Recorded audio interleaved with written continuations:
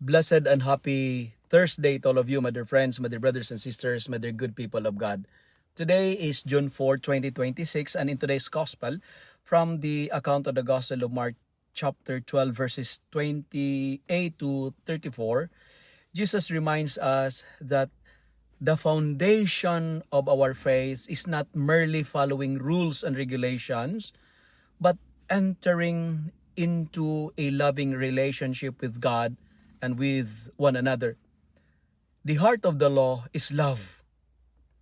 When the scribe asks Jesus which commandment is the greatest, Jesus responds with profound simplicity.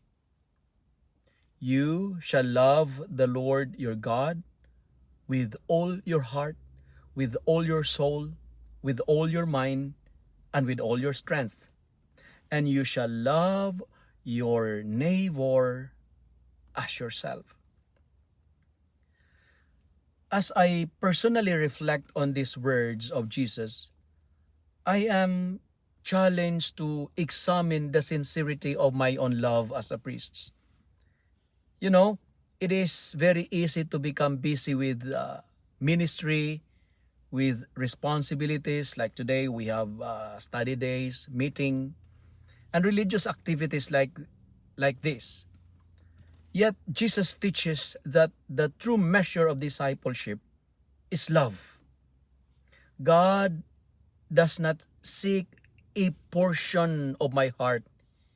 He desires my whole being, total. Likewise, my love for Him must be reflected in the way I treat others with kindness, compassion, patience, and generosity. The scribe recognizes the wisdom of Jesus' answer, and Jesus tells him, "You are not far from the kingdom of God."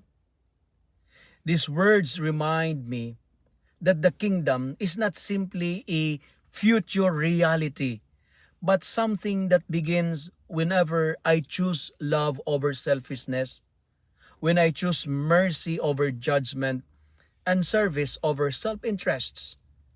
Every day, God invites me to deepen my love for Him through prayer and worship, and to express that love through concrete acts of charity towards my neighbor. In the end, holiness is not measured by how much I know about God, but by how deeply I love Him and how faithfully I love the people He places in my life.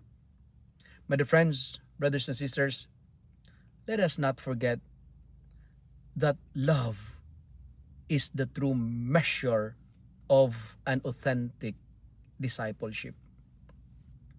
Let me end my reflection with 3 L's.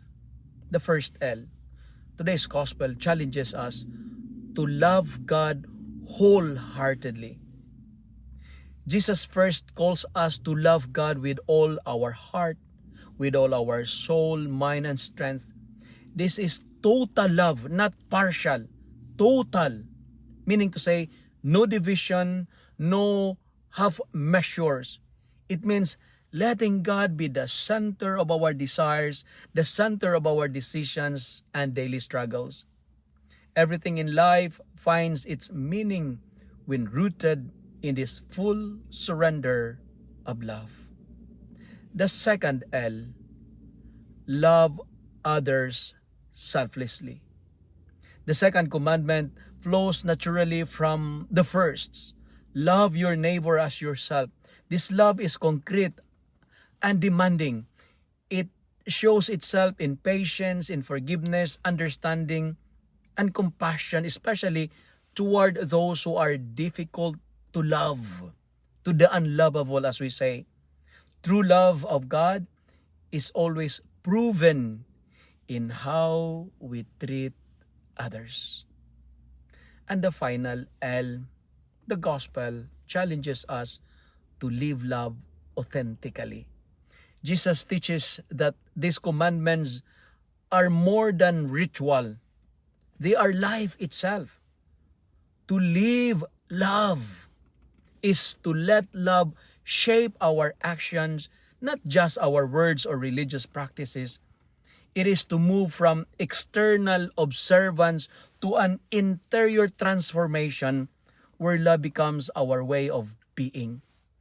And in this, we come not far from the kingdom of God and begin to live in it even now. My dear friends, if we choose to love, we are not far in the kingdom of God. How I wish that all of us, not only far, but in the kingdom of God already, when we put love into concrete action. If you love and like this reflection, kindly share it with your friends, share it with your family, make the Word of God viral so that many will be blessed. Amen.